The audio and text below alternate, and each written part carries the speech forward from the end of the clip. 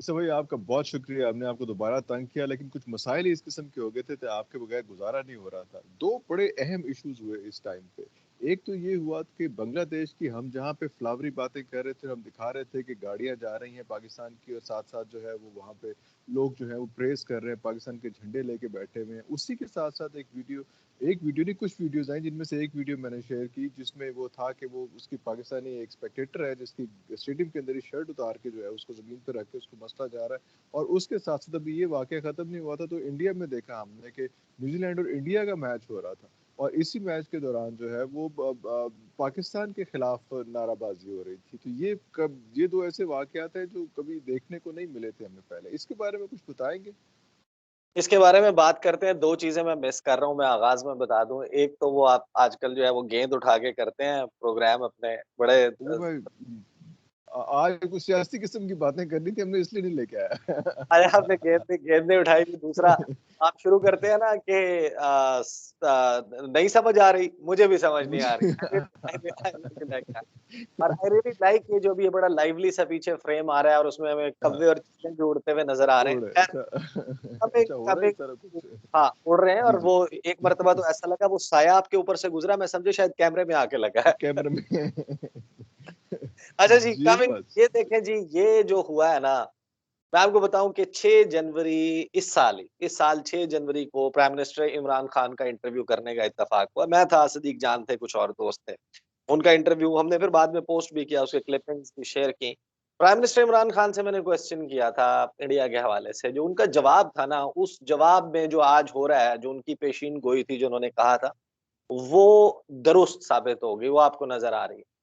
खान साहब से मैंने पूछा इंडिया के साथ ताल्लुकात के हवाले से कि क्या, किस तरह वगैरह-वगैरह। तो उन्होंने जो जवाब दिया ना, उन्होंने कहा कि इंडिया को इस वक़्त किसी दुश्मन से इतना खतरा नहीं है।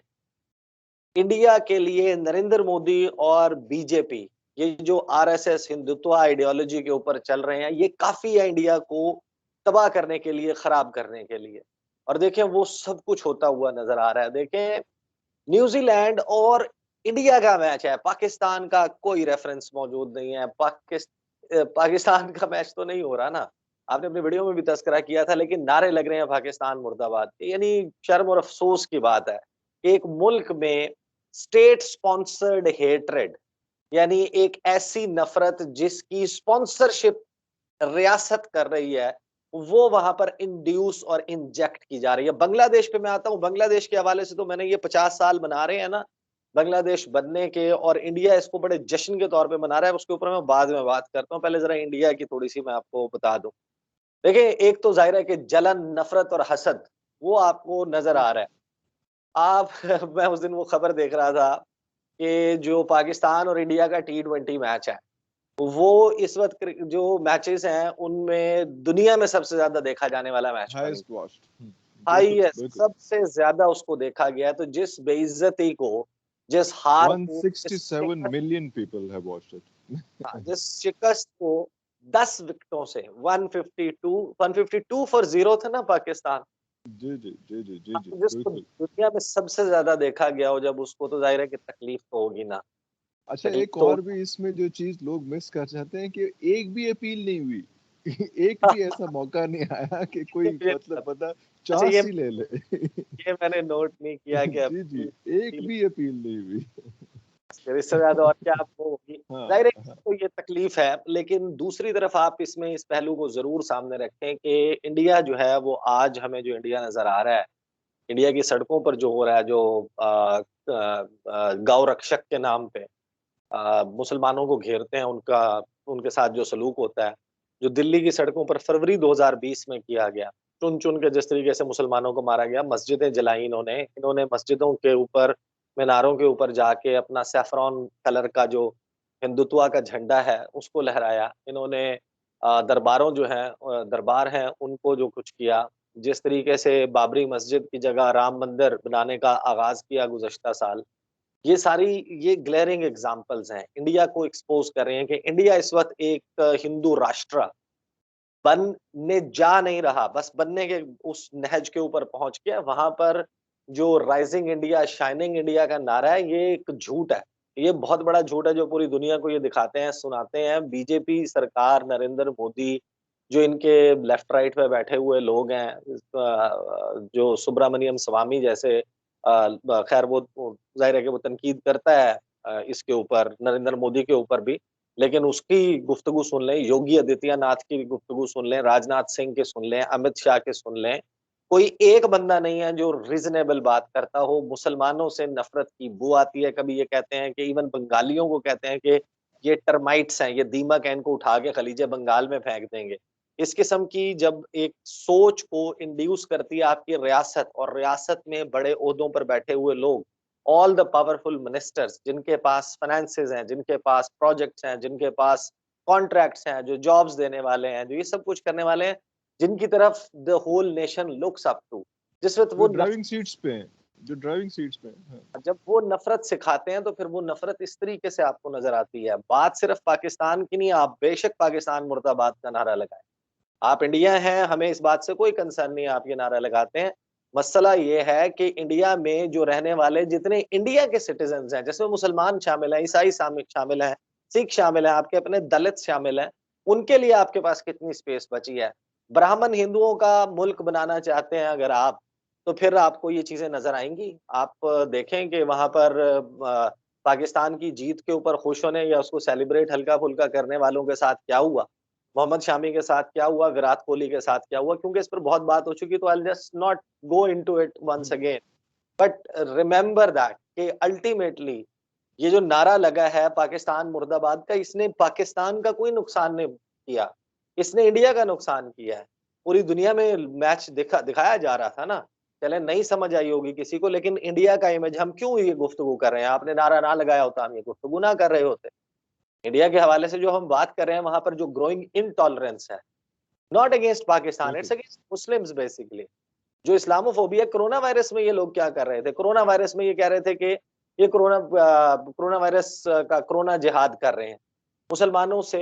ये कैंपेन चलाई गई, सरकारी सरपरस्ती में कैंपेन चलाई गई कि हिंदू लोग जो हैं वो मुसलमानों से सब्जी ना खरीदें, इनसे खाने पीने की अशिया ना खरीदें, इनकी दुकानों पर ना जाएं, क्योंकि ये अपनी दुकानों पर मौजूद जो अशिया हैं उनके ऊपर कोरोना वायरस के जर्म्स छोड़कर उनको रखा हुआ है कि ये हम हिंदुओं को बेचेंगे और उनको कोरोना लगेगा। लाइक सीरियसली, ये एक मुल्क है, इस तरीके से बिहेव करते हैं, रियासतें इस तरीके से चलती हैं, ममालिक ऐसे चलते हैं, फिर आप कहते हैं आप दुनिया की सबसे बड़ी जमहूरियत है।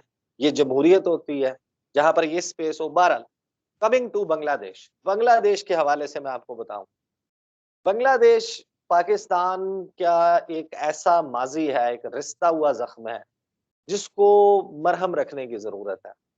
बांग्लादेश में पॉजिटिव इमेजेस भी आए, ऐसा नहीं है कि ये एक बिल्कुल बात आए।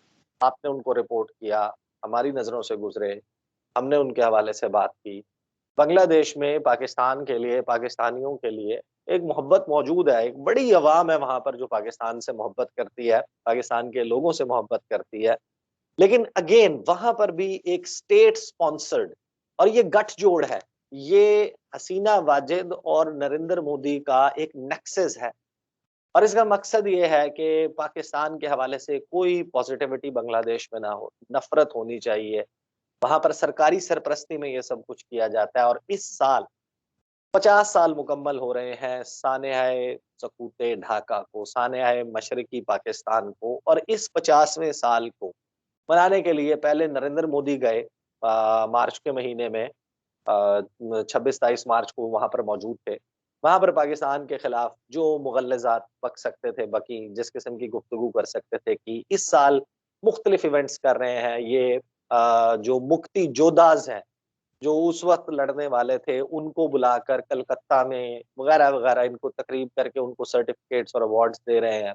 उसके बाद जो है वो अभी जिस किस्म की गुफ्तगू उनके वाइस एडमिरल ने की, जो उनके नेवी के इंडिया के वाइस एडमिरल हैं, वो इनकी जो एयर फोर्स है उसके कॉन्क्लेव में आए और उन्होंने बताया, एक्सप्लेन किया कि हमने किस तरीके से साजिश करके मशरकी पाकिस्तान का सानहा, हम उसके पीछे मौजूद थे। इन्होंने कहा, उन्होंने तस्लीम किया कि इंडियन रियासत ने 1965 के बाद ये प्लान बना लिया था कि अब पाकिस्तान को दो लख्त करना है, तकसीम करना है। उसके लिए कुछ लोगों को, गद्दारों को साथ मिलाया गया। अगरतला साजिश केस पढ़ लें, आपको पता चल जाएगा अब बांग्लादेश की पार्लियामेंट में खड़े होकर लोगों ने तस्लीम कर लिया, बता दिया कि हाँ, हमने ये सब कुछ किया था। अगरतला साजिश केस एक झूठ नहीं था, अफसाना नहीं था, एक सच था, एक हकीकत थी। ये तो खैर वो था जो माज़ी है। माज़ी को पाकिस्तान भुलाकर आगे बढ़ना चाहता है। पाकिस्तान ने कहा कि जो ट्राइपार्टाइट सैफ-अफ़रीकी मुआहदा हुआ था, पाकिस्तान, इंडिया और बांग्लादेश का 71 के साने के बाद, पाकिस्तान ने कहा ठीक है, लेट बायगॉन्स बी बायगॉन्स और लिव लाइक सिविलाइज्ड पीपल। ठीक है, आप इतना जो दूर है, ठीक है, अब आपने फैसला कर लिया, आप बांग्लादेश बना लिया, हम आपके साथ माज़ी भुलाकर आगे चलना चाहते हैं। माज़ी में रहकर आगे बढ़ा नहीं जा सकता। वहाँ की रियासत एक जो एक स्टेट स्पॉन्सर्ड हेट्रेड है, उसको फैलाती है। हसीना वाजिद उसको वोट के लिए, कैश करने के लिए उसको इस्तेमाल किया जाता है। ताने मशरिकी पाकिस्तान के वक़्त ज़ाहिर है कि पाकिस्तान की आर्म्ड फोर्सेस से गलतियाँ हुई होंगी। पाकिस्तान जो है उस वक़्त जिस किस्म की साज़िश से दो-चार था, उससे निमटने के लिए एक ह्यूमन एरर और वो उसको तस्लीम भी किया जाता है। लेकिन अब उन स्टोरीज़ को एक्ज़ैजरेट करके, ओवर एक्ज़ैजरेट करके, एम्प्लीफाई करके जब आप उसमें जीते रहेंगे, साल-हर-साल, नस्लें पालेंगे आप उस नफ़रत की आग में, तो फिर वो आपको स्टेडियम्स में ऐसे वाक़यात की सूरत में नज़र आएगी कि कभी प्रैक्टिस सेशन में लगा हुआ झंडा आपसे बर्दाश्त नहीं होता, वो झंडा जो कभी आपका झंडा था। पाकिस्तान का ओह! फ्लैग आपका फ्लैग था। कभी आपको उस नफ़रत की आग में जल के उस झंडे पे तकलीफ होगी, आप उस पे एतराज़ उठाएँगे, आप कहेंगे कि सीरीज़ कैंसल कर दो। कभी जो है वो फिर स्टेडियम में कोई एक ऐसा बंदा बैठा हो, जिसने पाकिस्तान की शर्ट पहनी हुई होगी, आप उसको पकड़ के आप उतरवा दी शर्ट, उतरवाने के बाद आप उसे कह रहे हैं कि उसके ऊपर पैर से उसको रौंदें, ये सब कुछ करें। तो ये नेक्सस है और it's a dirty and unholy nexus between Hasina Wajid and Narendra Modi और अल्टीमेटली इसका नुकसान पाकिस्तान को नहीं हो रहा। पाकिस्तान की शर्ट पहन के वो 50,000 बंदा थोड़ी बैठा हुआ था जो उतरवा दी। पाकिस्तान की रिप्रेजेंटेशन नहीं हुई। क्या गया? एक बंदा बैठा था, वो एक बंदा भी ना बैठे। पाकिस्तान तो मैचेस जीता। पाकिस्तान ने पिटाई की, क्लीन स्वीप किया ना पाकिस्तान ने। 3 स्वीप किया, 3 तो मैचेस जीते। हाँ, तो उससे पाकिस्तान की परफॉर्मेंस पे भी कोई फर्क नहीं पड़ा। उससे पाकिस्तान की विक्ट्री को यहाँ पर सेलिब्रेट करने वालों की भी विक्ट्री खराब सेलिब्रेशन खराब नहीं हुई।